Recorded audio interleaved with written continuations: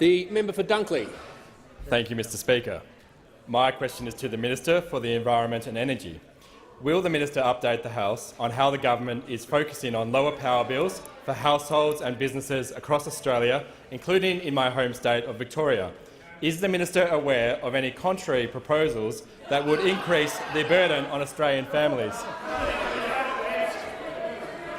The Minister for the Environment and Energy. Thank you, Mr Speaker. And I thank the member for Dunkley because he is focused on delivering lower power prices for businesses and families throughout his electorate, like Replis and Seafood, who turn plastics into pallets and deck boards, like Sims Metal, like the car yards, like the retail shopping strips across Frankston and across his electorate, Mr Speaker. Now, we won't take lectures from the Labor Party when it comes to energy, because when they were in office, prices went up each and every year, Mr Speaker.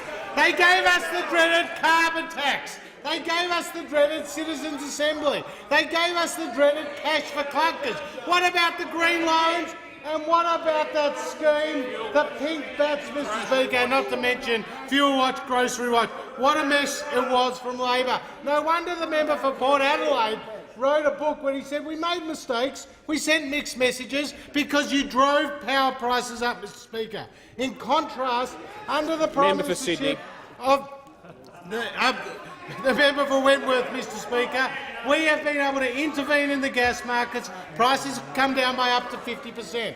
We've taken action to rein in the power of the networks, which, if the Labor Party had done it previously, would have saved Australian consumers over $6 billion.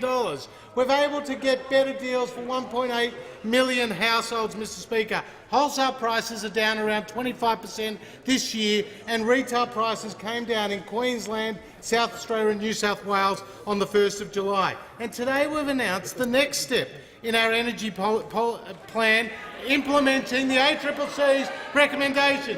And this is what the Australian Chamber of Commerce said about the Prime Minister and the Treasurer and my announcements today. This is a great announcement. This is a good, strong action which will help bring prices down and bring relief to businesses and families. That's from the ACCC, Mr Speaker. What did National Seniors say about the government's announcement today? We welcome this. This is what we've called for. This was based on what our members have told us, Mr Speaker. What they're talking about is a default offer for 1.2 million Australians who no longer will be on the higher price standing offers. We'll see up to a $416 saving, Mr Speaker. Businesses will see up to a $1,457 saving.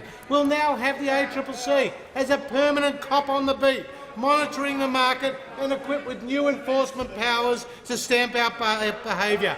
And we'll be implementing recommendation 4 to get more dispatchable power, new generation, more competition for large commercial and industrial customers. So, Mr Speaker, at the end of the day, the Labor Party will deliver you higher power prices. The Coalition will deliver you lower power prices, more jobs, more investment and a better deal for Australian families and businesses.